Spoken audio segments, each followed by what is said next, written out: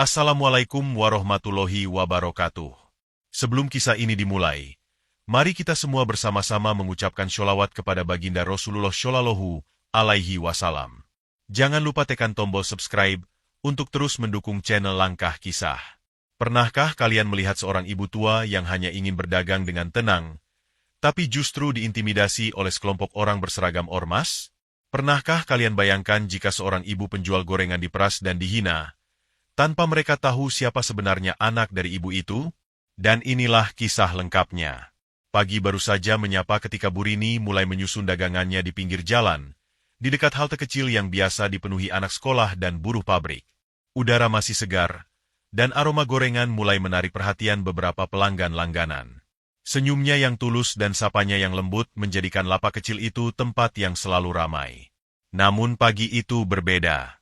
3 pria mengenakan jaket ormas grip berhenti di depan gerobaknya dengan tatapan yang tidak ramah. Salah satunya menyandarkan tangan ke gerobak dan berkata dengan nada tinggi, "Bu, ini udah minggu kedua ya? Mana setorannya?" Bu Rini tertegun. "Maaf, Nak, minggu kemarin dagangan ibu sepi. Belum sempat ngumpulin." Pria berambut cepak itu mendengus sinis, lalu menoleh kedua rekannya. Salah satu dari mereka mencibir sambil berkata, "Jangan banyak alasan. Ibu dagang di sini, ya bayar keamanan. Gak ada yang gratis." Dengan gerakan kasar, mereka menggeser meja kecil tempat tumpukan gorengan panas disajikan. Satu risol jatuh ke tanah. Bu Rini cepat-cepat memungutnya sambil menahan napas. Matanya mulai berkaca-kaca. "Ibu cuma pengen jualan. Nak, tolong jangan begini." Suaranya gemetar. Pria yang lain menunjuk wajah Bu Rini. "Kalau gak sanggup, minggat aja dari sini. Jangan bikin repot kami."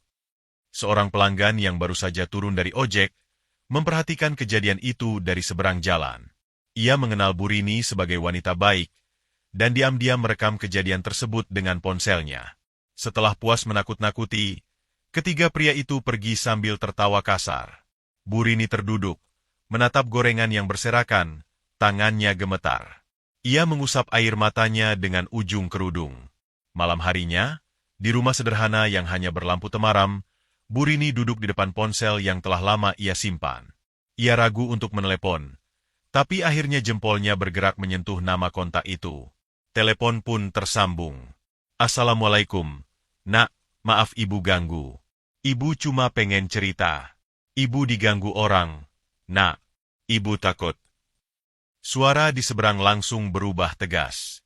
"Ibu tunggu ya. Saya pulang malam ini."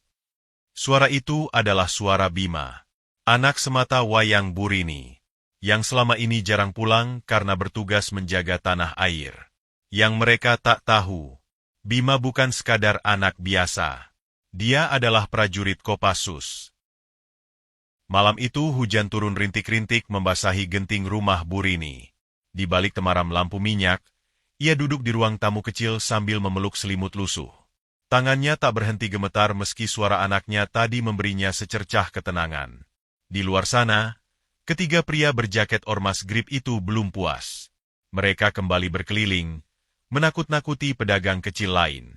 Salah satu dari mereka, bernama Dadan, merokok santai di atas motor sambil tertawa. Bu gorengan itu keras kepala. "Besok kita datengin lagi. Kalau masih gak mau bayar, gebuk aja." Temannya menyahut, "Udah pasti dia lapor polisi. Tapi polisi juga takut sama kita, dan gak bakal ngapa-ngapain." Mereka tertawa puas, merasa menguasai wilayah itu. Namun mereka tidak tahu bahwa satu sosok sedang dalam perjalanan. Sosok yang akan mengubah semuanya. Pagi harinya, Bu Rini tetap membuka gerobaknya. Dengan tangan yang masih gemetar, ia menata tahu isi dan tempe goreng seperti biasa. Hatinya masih dicekam rasa takut. Beberapa pelanggan tampak prihatin, tapi tak ada yang berani mencampuri urusan itu. Tak lama kemudian, suara motor trail berhenti di seberang jalan. Seorang pria bertubuh tegap turun, mengenakan jaket hitam dan topi lebar. Ia menyeberang, melangkah pelan ke arah gerobak. "Ibu," katanya pelan. Bu Rini sontak berdiri. "Bima." Bima langsung memeluk ibunya. Matanya menatap tajam ke sekeliling. Ia melihat bekas dorongan di gerobak, dan gorengan yang tertata tidak sempurna. Ibu gak sendiri lagi. Biar saya urus semua ini. Di tempat lain, Dadan dan dua rekannya duduk di sebuah warung kopi sambil memainkan kartu. Mereka mendengar suara motor trail mendekat. Dadan menoleh malas. Siapa lagi tuh pagi-pagi begini? Tiba-tiba, suara keras menghentak udara. Kalian yang kemarin ngintimidasi penjual gorengan di ujung jalan. Ketiganya menoleh. Sosok Bima berdiri dengan tatapan tajam. Dadanya tegap, dan tangannya mengepal. Dadan berdiri sambil menatap meremehkan. Lo siapa? Mau sok jagoan? Bima melangkah maju tanpa kata.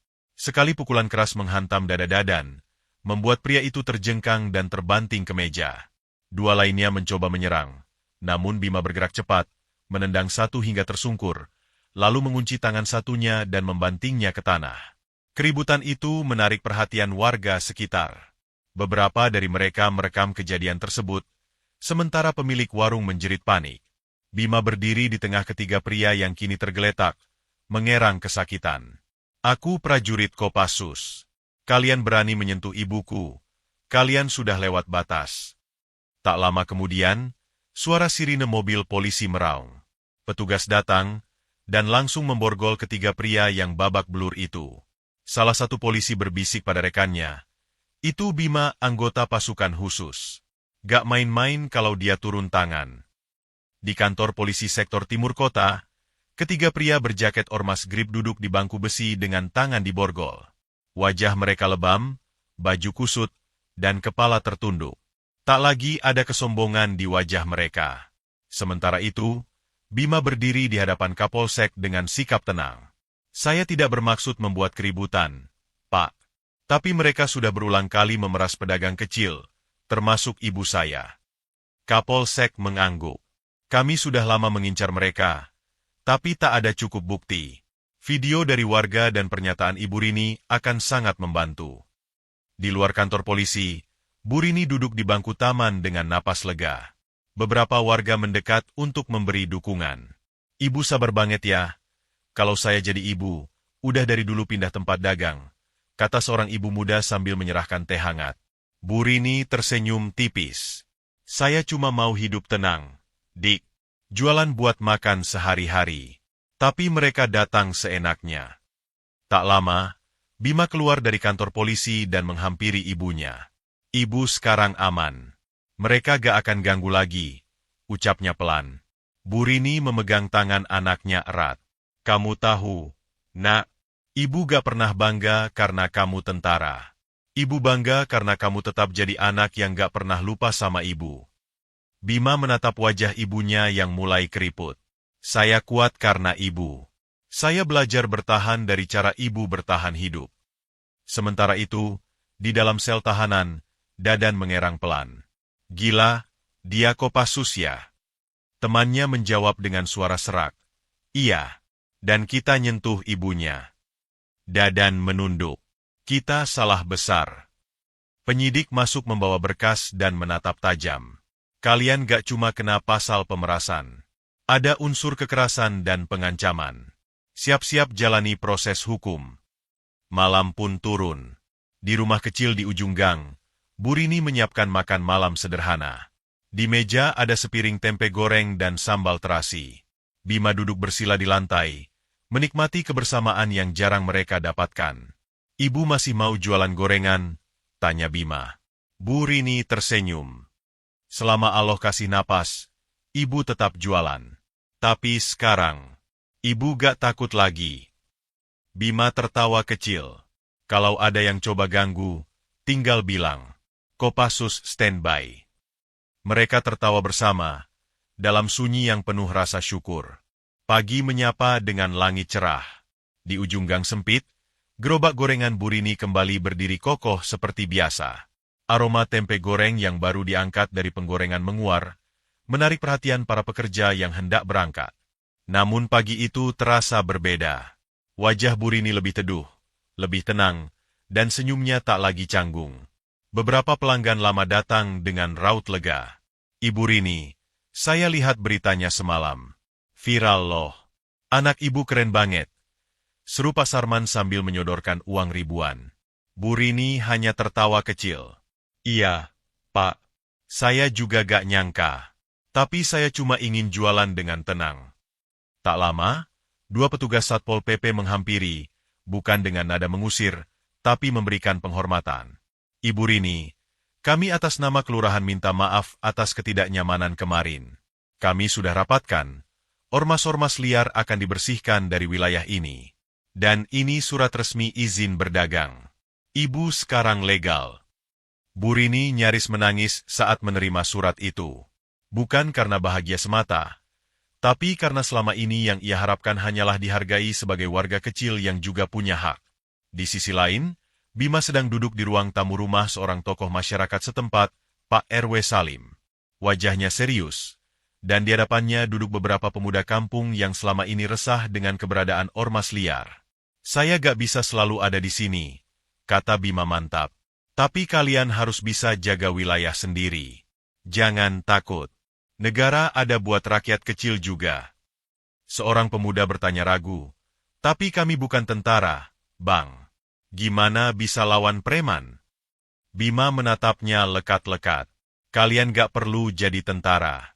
Cukup jadi warga yang kompak, yang gak takut bicara benar. Preman itu takut kalau kalian bersatu. Suara tepuk tangan terdengar. Pak RW mengangguk bangga. Kita mulai dari sini. Dari gang kecil ini. Biar yang lain tahu, bahwa rakyat kecil juga bisa melawan dengan cara yang benar. Sementara itu, di balik jeruji, Dadan termenung menatap langit-langit sel. Ingatannya kembali pada wajah Bu Rini saat ia marah-marah, dan senyum dingin Bima saat datang menghajarnya. Semua ini karena serakah, gumamnya. Dan karena ngeremehin ibu penjual gorengan. Seorang penyidik masuk ke sel, membawa selembar surat. Dadan, pengacaramu datang. Tapi proses hukum jalan terus. Kamu bisa dihukum berat. Apalagi korban warga sipil dan ada rekaman.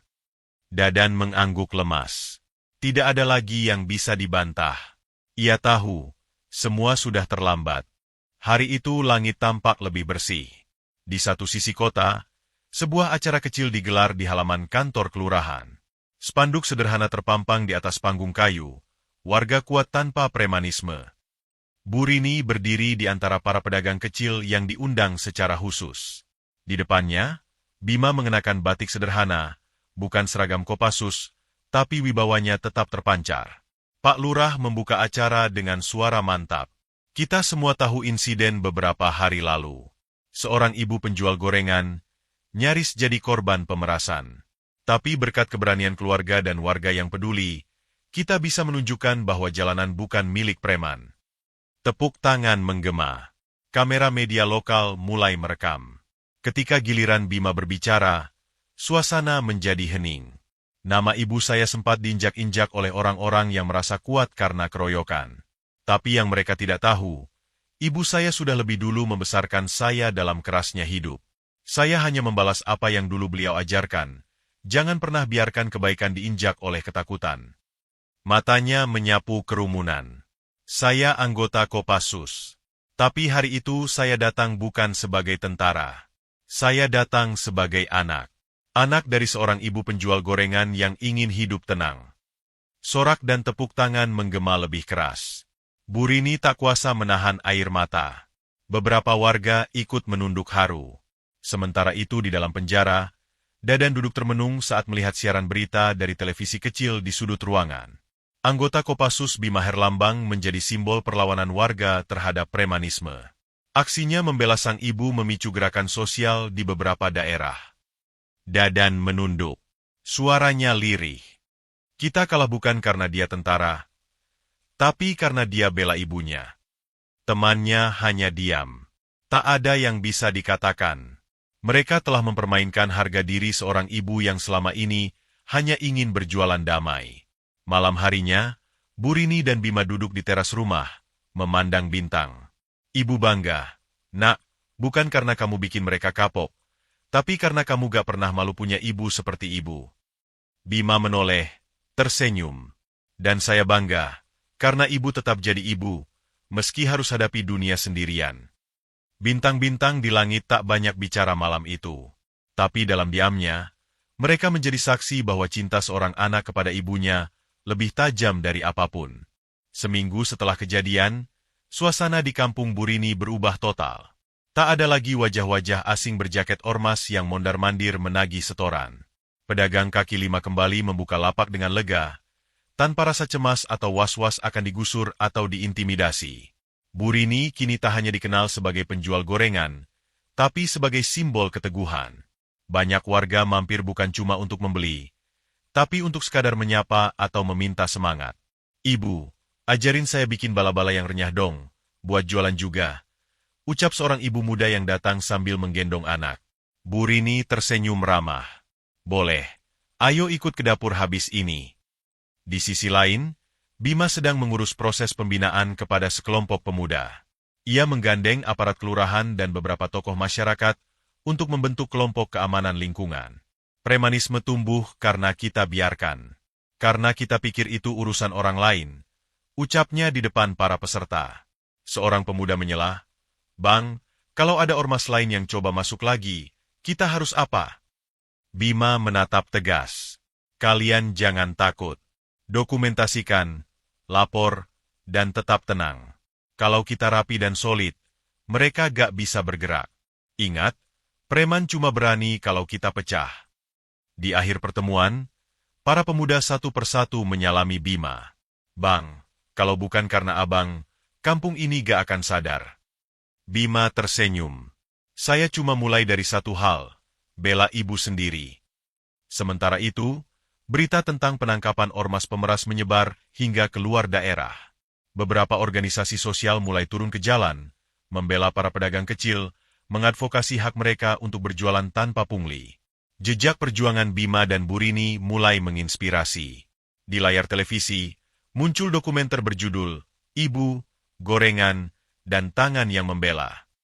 Film pendek ini viral, diputar di beberapa kampus dan komunitas, menyadarkan banyak orang akan ketimpangan yang selama ini dibiarkan.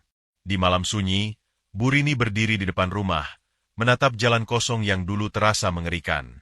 Kini, jalan itu terasa damai. Ia menggenggam tangan Bima yang berdiri di sampingnya. Semua ini berubah karena satu hal. "Nak, kamu gak lupa dari mana kamu berasal." Bima tersenyum, menatap ke arah gerobak tua yang masih berdiri di sudut. "Dan aku akan selalu ingat, Ibu, karena dari sinilah aku belajar tentang keberanian yang sesungguhnya." Bulan di atas mereka bersinar lembut, seakan ikut menyaksikan jejak-jejak perjuangan seorang ibu dan anak yang melawan dengan cinta, bukan dengan kebencian. Lembaga pemasyarakatan kelas 2 itu tampak sepi pagi itu. Di sebuah sel dengan dinding kusam, Dadan duduk termenung. Di hadapannya, sebuah surat dari keluarganya terbuka, namun matanya tak fokus membaca. Tangannya justru menggenggam pecahan kecil fotonya bersama ibunya. Wajah kerasnya kini menyimpan raut sesal yang dalam. Seorang petugas lapas menghampiri. "Dadan, ada yang mau ketemu." Dadan mengangkat wajahnya, bingung. Saat keluar ke ruang kunjungan, matanya membelalak. Sosok yang tak asing berdiri tenang di balik kaca pembatas. "Bima." Mereka saling pandang beberapa detik. Tak ada amarah, hanya keheningan yang memadat. "Apa maksud lo kesini?" tanya Dadan akhirnya, suaranya berat. Bima menjawab pelan. "Gue bukan datang buat ngasih lo ceramah. Cuma mau bilang satu hal.